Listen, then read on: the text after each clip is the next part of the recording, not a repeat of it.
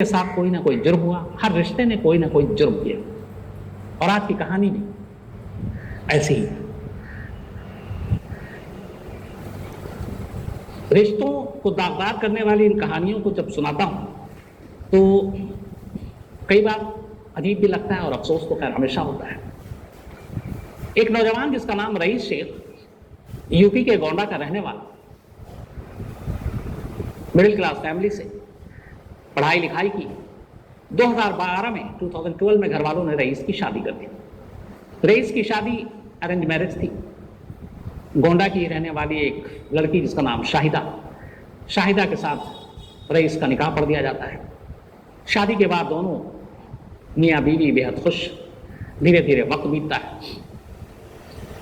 इस दौरान में शाहिदा एक बेटी को जन्म देती है। बेटी के जन्म के बाद, उसकी पैदाइश के करीब 4 साल के बाद, वो एक बेटे को जन्म देती है। तो अब रईस और शाहिदा की जिंदगी में उनकी 2 औलादें, सब कुछ ठीक ठाक चल रहा था।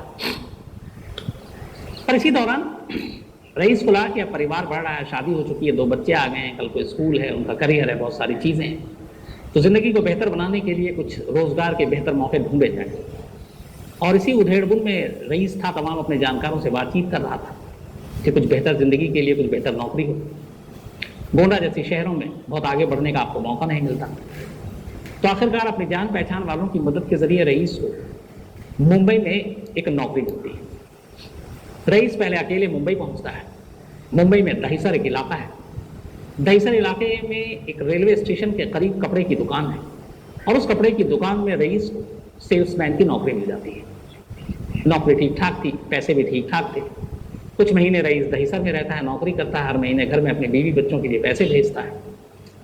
लेकिन अब जो आम फैमिली में होता है, पति कमाने के लिए बाहर, पत्नी बच्चे दूसरी जगह, जिंदगी मुश्किल हो जाती है परिवार के लिए। तो धीरे धीरे जब रईस के पैर जमने लगे मुंबई में, फिर उसने किराए का घर ले लिया दहिसर में। उसके बाद अब उसे लगा कि वो अपने बीवी और बच्चों को बुला सकता है। खाने पीने की भी किल्लत थी, बार बार बाहर में होटल में खाना और ये सारी चीज़ें थी जो एक आम तौर पर बाहर में नौकरी करने वालों के साथ जो परेशानियां होती हैं वो सारी चीज़ें थी। खैर रईस ने किराए का मकान लिया और आखिरकार वो अपनी बीवी शाहिदा और दोनों बच्चों को मुंबई बुला लेता है। अब शाहिदा, उसकी बेटी और उसका बच्चा और रईस एक साथ दहिसर के इलाके में। रईस की नौकरी ठीक ठाक, सब कुछ, जिंदगी अच्छे से चल रही है। मियाँ बीवी में बेहद प्यार, बच्चों के साथ भी रईस का बड़ा अच्छा सलूक बर्ताव। तो अब जो उन्होंने सोचा था वैसे ही जिंदगी गोंडा जैसी जगह से निकलकर एक बड़े शहर में रईस ने अपनी बेटी का एडमिशन भी करा दिया वहां। हालांकि वो अभी 6 साल की थी। सब कुछ ठीक चल रहा था। रईस सुबह काम पे जाता, रात को लौटता, क्योंकि दुकान में काम करता था तो दुकान अक्सर 8-9 बजे के बाद बंद होती है और सुबह 10-11 बजे खुल जाती है। तो ड्यूटी आवर्स लंबी थी। रईस उधर बाहर जाता है, इधर शाहिदा घर में अकेली रहती। इसी दौरान में शाहिदा के पड़ोस में एक लड़का रहता था जिसका नाम है अमित, अनिकेत एलियस अमित। घर के बराबर में अमित का घर था। वो कुंवारा था। बातचीत होती है, पड़ोसी होने के नाते कई बार एक दूसरे के दुख सुख में आप मदद करते हैं। कुछ जरूरी सामान होता है आप मांग लेते हैं, मंगवा लेते हैं। इमरजेंसी में पड़ोसी ही काम आते हैं। हमेशा कहते हैं कि अच्छा पड़ोसी होना बेहद जरूरी है, क्योंकि अगर कोई मुसीबत आती है तो आपके रिश्तेदार बाद में आते हैं, पहले पड़ोसी आते हैं। तो पड़ोसी भी ठीक ठाक अमित के साथ, रईस की भी ठीक ठाक थी। शुरुआत में दोस्ती शाहिदा के साथ भी हो गई, लेकिन फिर धीरे धीरे वक्त बदला और पता नहीं ये पड़ोसी की दोस्ती शाहिदा और अमित की मोहब्बत में कब हो गई। 2 बच्चों की मां शाहिदा को अमित से प्यार हो गया। अब मौका देखने लगे दोनों। जब भी अकेले में तन्हाई में मिलने का मौका मिलता, दोनों मिलते। लेकिन कहते हैं कि इश्क और मुश्क छुपाए नहीं छुपती। तो कई बार जो अमित है वो घर जाता शाहिदा के, ऐसे वक्त में जाता जब वहां पे रईस नहीं होता। तो पड़ोसियों को भी ये बातें अजीब खटकने लगी। फिर कुछ ऐसे वाकये हुए जिसके बाद रईस को भी शक हो गया अपनी बीवी शाहिदा पर कि उसका अमित के साथ कुछ रिश्ता है। कुछ ऐसी चीजें हुई जिसके बाद रईस को यकीन भी हो गया। उसने शाहिदा को समझाया, इसको लेकर दोनों में झगड़ा भी हुआ। शाहिदा ने कहा ठीक है, वो उससे दूरी बना लेगी। लेकिन फिर कुछ दिन के बाद दोनों एक दूसरे के करीब आने लगे और ये सिलसिला चलता रहा। बीच में रईस को लगा कि इनके अब शायद रिश्ते अलग हो गए हैं समझाने के बाद, लेकिन शाहिदा नहीं समझी और दोनों छुप छुप कर मिलते रहे। 21 मई 21 मई, अभी 15 दिन पुरानी बात, सब कुछ ठीक चल रहा था। 21 मई को भी रईस अपनी दुकान पे जाता है काम के सिलसिले में। शाहिदा को मालूम था कि रईस अगर 11 बजे निकलता है तो रात 9-10 से पहले वो घर पर वापस नहीं आता। लेकिन इत्तेफाक की बात कि रईस के दिमाग में अमित और शाहिदा के रिश्ते को लेकर एक उलझन सी बनी हुई थी और उसका शक गहराता जा रहा था कि उसके समझाने के बाद भी ये दोनों मिलते हैं, उसके पीछे में मिलते हैं। और ये बात रईस को लगातार परेशान कर रही थी, वो उसको अटक रही थी सारी चीज। 21 मई को पता नहीं क्या हुआ, रईस को फिर लगा कि कुछ गड़बड़ है। वो दुकान छोड़कर ओनर से कहता है मुझे कुछ जरूरी काम है, मैं भी लौट कर आता हूँ। वो घर पहुंच जाता है। शाहिदा को बिल्कुल भी यकीन नहीं था कि इस वक्त रईस घर लौट सकता है और इस यकीन की वजह से उसने अमित को अपने घर में बुला रखा था। अक्सर वो लोग इसी वक्त मिला करते थे। अब घर के अंदर शाहिदा और अमित और दोनों उस हालत में जिसमें कोई भी पति देखकर बर्दाश्त नहीं करेगा।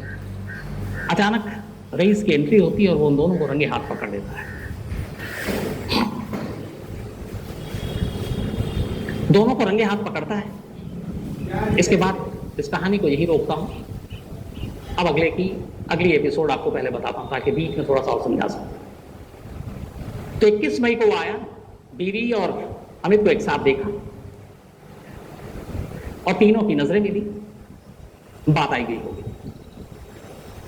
अब 22 मई की तारीख आती है, 23 मई की आती है, 24 मई की आती है, 4 दिन बीत जाते हैं। किसी ने भी रईस को नहीं देखा। रईस बेशक मुंबई आ गया था, लेकिन गोंडा में वो हर दूसरे दिन अपने परिवार को, अपने फैमिली को फोन जरूर करता था, खासतौर पर अपने भाई अनीस को, माँ बाप से भी बात करता था। लेकिन ये पहली बात है कि 21 मई के बाद अगले 4 दिन तक रईस का फोन नहीं आया। घर वाले परेशान हुए, उन्होंने रईस के मोबाइल पर फोन किया, फोन हमेशा शाहिदा ने उठाया और शाहिदा ये कहती कि मैं भी परेशान हूँ। 21 तारीख के बाद से रईस गायब है और वो कहीं चला गया है बिन बताए हुए, लेकिन अपना फोन घर पे छोड़ गया और वो फोन मेरे पास है। अब 4 दिन बीत चुके, 21 के बाद 25 तारीख आ गई। 25 तारीख को शाहिदा अचानक दाहिसर पुलिस स्टेशन पहुंचती है और दाहिसर पुलिस स्टेशन में जाकर रिपोर्ट लिखाती है कि उसका पति रईस शेख 21 मई से गायब है। 21 मई को आखिरी बार वो घर से निकला और उसके बाद उसका कोई सुराग नहीं। पुलिस मिसिंग रिपोर्ट लिख लेती है। अब आमतौर पर ऐसे केसेस में एक बालिग सुलझा हुआ, जिसकी कोई मानसिक प्रॉब्लम भी नहीं है, जिसकी बाकी चीजें भी नहीं है, तो पुलिस बहुत सीरियसली ऐसे मिसिंग केसेस को लेती नहीं, रिपोर्ट तो लिख लेती है। मैं आपको सच्चाई बता रहा हूँ और फिर देखती है कि ठीक है चलो पता करो कहाँ है, क्या है, मिल जाएगा। लेकिन उस सीरियसनेस के साथ ऐसे केसों को कभी हैंडल नहीं करती है। तो ये सिर्फ मुंबई पुलिस नहीं है, पूरे देश की पुलिस की लगभग यही हालत है। तो 25 तारीख को रिपोर्ट लिखाती है। इस दौरान में अब घर वाले परेशान गोंडा में, और रईस का भाई अनीस आखिरकार जब 1 हफ्ता बीत गया, भाई की कोई खबर नहीं मिली, भाभी लगातार कह रही है कि वो बिन बताए हुए कहीं चला गया है, तो घर वाले अनीस को मुंबई भेजते हैं कि जाओ और अपने भाई का पता लगाओ। अनीस मुंबई आता है, भाभी से बात करता है, भाभी उसे वही कहानी सुनाती है। इसके बाद वो इधर उधर उसके तमाम दोस्तों को ढूंढता है, दोस्तों से बात करता है, दुकान जाता है, वहां से पूछताछ करता है, लेकिन कोई सुराग नहीं मिलता। 2-3 दिन बीत जाते हैं। इस दौरान एक दिन शाहिदा घर के बाहर किसी काम से गई। शाहिदा की 6 साल की बेटी घर में अपने 2 साल के भाई के साथ अकेली थी, साथ में उसका चाचा यानी कि अनीस, जो गोंडा से अपने भाई को ढूंढने आया था। चाचा के साथ भतीजी का बड़ा प्यार था, जो 6 साल की बच्ची थी, और इनके रिश्ते अच्छे थे। चाचा उनको बहुत प्यार करता था, मिठाइयाँ देता था, टॉफी देता था। आमतौर पे जो हम आपकी बचपन की ज़िंदगी गुजरती है तो हमें कुछ लोगों से बहुत खास प्यार होता है, चाचा से, मामा से, और ये हर बच्चों के साथ होता है। तो उस 6 साल की बच्ची को अपने चाचा से बहुत प्यार था। इत्तेफाक से उस दिन माँ बाहर गई थी, चाचा अकेला था। बच्ची चाचा के पास आती है और चाचा को एक बात बताती है। वो कहती है कि चाचा, मम्मी ने पापा को मार दिया और मम्मी ने मुझे ये कहा कि अगर तूने ये बात किसी को बताई तो तुझे भी ड्रम में डुबोकर मार देंगे और तेरे भाई को भी मार देंगे, तो इसलिए अपनी बात किसी को बताना मत, खामोश रहना। ये बात सुनते ही अनीस के पैरों तले से जमीन खिसक जाती है, क्योंकि वो अब तक अपने भाई को ढूंढ रहा था। वो ये सोच रहा था कि शायद मियाँ बीवी में लड़ाई हुआ, कहीं जला गया हो उसे इस बात का अंदाजा नहीं था कि उसकी 6 साल की भतीजी ऐसी बात कहेगी। अब जब वो सुनता है तो बदहवास सीधे घर से निकलता है, अपनी भतीजी को अपने साथ ले जाता है और दाहिसर पुलिस स्टेशन पहुंचता है। दाहिसर पुलिस स्टेशन जाने के बाद वो बताता है कि इस बच्ची ने ऐसी ऐसी बात कही है। अब पुलिस जब ये बात सुनती है तो पुलिस भी हैरान परेशान, उसे लगता है कि एक मिसिंग की कंप्लेंट जिस तरीके से डील करनी चाहिए थी, ये तो मामला उल्टा हो गया। तो मामला कत्ल का बनता देख पुलिस वाले भी अलर्ट हो गए और उसके बाद उन्होंने कहा ठीक है, हम बात करते हैं। अब सवाल ये था कि अगर कत्ल कर दिया है तो रईस की लाश कहाँ? बच्ची को ये बात नहीं मालूम, पूछा पुलिस ने, उसने कहा हमें नहीं मालूम, लेकिन पापा को मैंने मारते हुए देखा है और साथ में एक अंकल भी थे। इसके बाद अब पुलिस सबसे पहले शाहिदा के मोबाइल कॉल खंगालती है, इसके बाद उससे पूछताछ करती है। शाहिदा तमाम पुलिस को गुमराह करने के बयान देती है, ये वाली बात, ये कि ऐसा हुआ वैसा हुआ। लेकिन अब बच्ची का जो बयान था उसको आप नजरअंदाज भी नहीं कर सकते। तो आखिरकार पुलिस की टीम ये तय करती है कि घर जाओ, और घर जाने के बाद वहां से कोई सुराग नहीं। पुलिस की टीम पहली बार अब शाहिदा के घर पहुंचती है। शाहिदा और उसके पति शौहर जो गायब है, घर में तलाशी लेती है, बेडरूम देखती है, बाकी छोटा सा घर तक रहा है, कुछ नहीं मिलता। पुलिस लौटने वाली होती है, तभी अचानक घर के किचन पर पुलिस की नजर पड़ती है, और उस किचन में भी फर्श पर। उस फर्श को देख के पुलिस को लगता है कि ये फर्श अभी नई नहीं बनी, इसमें टाइल्स लगे हुए, लेकिन उसमें भी कोई चौंकने वाली बात नहीं थी। हर घर में या किचन में टाइल्स और ये सारी चीजें बनाते हैं, लेकिन पुलिस को ये लगा कि बड़े सारी चीजें सही हैं, लेकिन कुछ टाइल्स बड़े गलत तरीके से लगे हुए हैं। तो कोई भी जो घर में टाइल्स लगवाता है या कोई मरम्मत का काम कराता है, फर्श बनवाता है, तो वो इतनी बड़ी लापरवाही नहीं बरतेगा कि वो मजदूर गलत काम कर दे और उसकी नजर ना पड़े। और वो टाइल्स ऐसी थी कि पहली नजर में ही देखकर लग रहा था कि उल्टा पुल्टा लगाया गया है और ये काम जल्दबाजी का है। तो अब सवाल ये कि जल्दबाजी क्यों? यहीं से पुलिस के कान खड़े हो जाते हैं इस किचन के टाइल्स को देखकर। इसके बाद पुलिस फिर से शाहिदा को उठाती है, पुलिस स्टेशन बुलाती है और अब उससे सख्ती से पूछताछ करती है। शाहिदा टूट जाती है, शाहिदा बयान देती है। शाहिदा के बयान के बाद पुलिस परसों यानी कि 1 जून की शाम करीब 4 बजे दहिसर में शाहिदा के घर पहुंचती है, और घर जाने के बाद वो अपने साथ मजदूरों को लेकर आई थी, सीधे किचन में पहुंचती है और उस किचन की अब खुदाई शुरू हो जाती है। करीब 4 बजे ये खुदाई शुरू हुई और सुबह 3 बजे तक ये खुदाई चली, लगभग 11 घंटे से 11 घंटे तक जब खुदाई होता रहे, मजदूर खुदाई करते रहे, टाइल्स एक एक करके हटाते रहे, तो पहली बार उस गड्ढे के अंदर से एक हाथ दिखाई देता है। अब मजदूर संभल जाता है, बहुत ही तमीज से अब धीरे धीरे खुदाई होती है।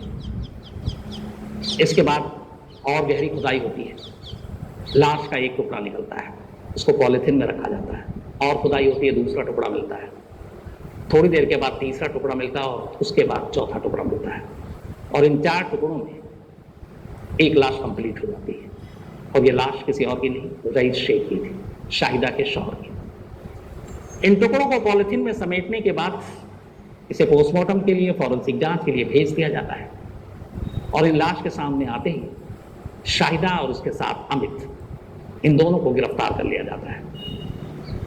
अब जो शाहिदा ने पुलिस को स्टेटमेंट दिया था, जिसके बाद यहाँ खुदाई शुरू हुई थी, वो कहानी ये थी कि 21 मई को अचानक जब उसका शौहर घर में आया तो शाहिदा और अमित दोनों उस हालत में थे कि रईस बर्दाश्त नहीं कर पाया।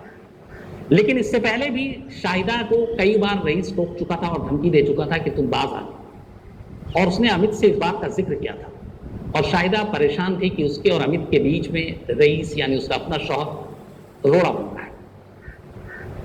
तो ये कैसे, इसका हल क्या हो?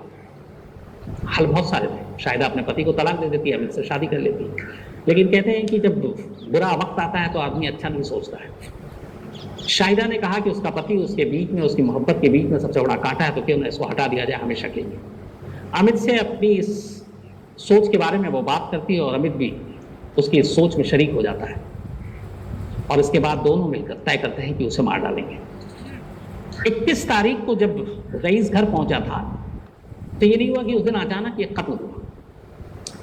इस कत्ल की प्लानिंग धीरे धीरे पहले से ही हो गई थी और शाहिदा को पता था कि कभी ना कभी बात यहां तक आएगी कि शायद मामला बिगड़ जाए। तो उसने इस प्लानिंग के तहत रईस को बोला कि उसके घर में किचन के फर्श ठीक नहीं है, टाइल्स बदलवाने हैं और किचन का मरम्मत करवाना है। रईस ने कहा ठीक है, बीवी की खुशी के लिए मान गया। उसके बाद वो सीमेंट, बालू, टाइल्स ये सब किस्तों में मंगा कर रखना शुरू कर देती है, किसी को शक भी नहीं होता। लेकिन 21 तारीख को जैसे ही रईस अचानक पहुंचता है और दोनों के साल में देखता है और उसके बाद वो इतना ही नहीं, वो एक चाकू भी रखते हैं। उसके बाद अमित पकड़ लेता है, दोनों उसके ऊपर हावी हो जाते हैं और फिर चाकू से रईस का गला काट देते हैं। गला काटने के बाद रईस की मौत हो चुकी। अब ये था कि लाश को बाहर ले जाना नहीं, क्योंकि प्लानिंग पहले से थी कि लाश बाहर ले जाएंगे, पकड़े जाएंगे। दहीसर में जिस इलाके में घर था वहां पे बोरी या किसी और चीज में लाश निकालना मतलब सबसे बड़ा जोखिम, क्योंकि सारे घर एक दूसरे से सटे हुए बराबर बराबर, तमाम लोग दिन रात आगे पीछे वहीं घूमते ही रहते हैं, तो बाहर ले जाना रिस्की था। कि इन्होंने पहले ही तय कर रखा था कि लाश को घर के अंदर ही दफन करेंगे और इसीलिए सारे टाइल्स और सीमेंट बालू इन सबकी प्लानिंग हुई थी। अब लेकिन लाश की लंबाई को देखते हुए और उस किचन की जो लंबाई उसको देखते हुए उतना बड़ा गड्ढा मुमकिन नहीं था। तो ये हुआ कि लाश को 4 टुकड़ों में कर दिया जाए ताकि लाश सिमट जाए और उसको सिमटे हुए गड्ढे में डाल दिया जाए। और फिर यही किया, करीब 3 फीट गहरा गड्ढा किया। उस 3 फीट गहरे गड्ढे में उन्होंने लाश डाली और उसके बाद ऊपर टाइल्स लगा दिया खुद ही दोनों ने। लेकिन इस बीच में क्या हुआ कि जब इन्होंने गला काटा और उसके बाद लाश के टुकड़े कर रहे थे, जो बेटी है 6 साल की बच्ची, वो अपने भाई के साथ अचानक घर के अंदर दाखिल होती है। वो कहीं पड़ोस में खेलने गई थी। जब वो घर के अंदर दाखिल होती है तो देखती है कि घर में खून बिखरा पड़ा हुआ है। माँ और पड़ोस के अंकल चाकू लिए हुए हैं और पापा की लाश उस बच्ची की जमीन पर उसके टुकड़े कर दिए। अब उसको देखकर बच्ची घबरा गई, शाहिदा भी घबरा गई, अमित भी घबरा गया। तब ऐसी सूरत में अब यह भी था कि बच्ची की भी जान जा सकती थी, लेकिन शाहिदा ने अपनी बेटी को धमकाया कि तुमने जो कुछ भी देखा अगर किसी को ये बताया तुम्हें ड्रम में डुबो कर मार देंगे, तुम्हारे भाई को भी मार देंगे और तुम्हारे हश्र ही तुम्हारे पापा जैसे हो। 6 साल की बच्ची थी। माँ का ये रूप देखकर वो घबरा गई, बल्कि कहते हैं कि उसकी बोली तक बंद हो गई थी इस दहशत की वजह से कई दिनों तक। उसके बाद उसने उन दोनों बच्चियों को दूसरे कमरे में डाला और उसकी मौजूदगी में अपने पति, अपने शौहर की लाश को किचन के अंदर जमीन में दफना दिया। ये 21 तारीख की बात थी। राज जो खुलता है और जो खुदाई होती है वो 1 जून को होती है, मतलब लगभग 11 दिन। इन 11 दिनों में शाहिदा उसी किचन में खाना अपने लिए, अपने बच्चों के लिए, जिस किचन की फर्श के नीचे उसका शौहर दफन था और जिसे किसी और ने नहीं, खुद उसने दफन किया था। 11 दिन उस किचन में चूल्हा जलता है, खाना, बर्तन धोते हैं। 11 दिन के बाद ये राज खुलता है और सच्चाई सामने आती है। शाहिदा, अमित दोनों अब जेल में हैं। रईस और शाहिदा के दोनों बच्चे अब चाचा अपने दादा और दादी के पास हैं। आस पड़ोस के या बाकी जितने भी लोगों ने ये कहानी सुनी, उन सभी की मैं ये नहीं कहूँगा कि बाकी चीजें ऐसा क्यों, ये सवाल ही अगर उसे वाकई अमित से मोहब्बत थी, अमित के साथ ही जिंदगी गुजारना चाहती थी, तो एक रास्ता बड़ा आसान था। वो अपने पति से कहती मुझे तुम्हारे साथ नहीं रहना, तुम अपने बच्चों को पालो, दोनों बच्चों को तुम रखो, मैं अपनी जिंदगी अपनी मर्जी से जीऊंगी, मैं अमित के साथ जा रही हूँ, डिवोर्स ले रही हूँ, तलाक ले रही हूँ। एक आसान रास्ता, कम से कम जिंदगी बच जाती। अब उसके इस नादानी और इस गलती की वजह से हुआ ये कि शौहर की मौत, अब वो खुद जेल में, कम से कम मिनिमम मैं मान के भी चलूँ 10 साल या उम्र कैद से कम तो कुछ है नहीं। दोनों बच्चों का क्या कसूर, जिसके सर से बाप का साया भी उड़ गया और माँ का साया भी छिन गया। तो आदाब, नमस्कार।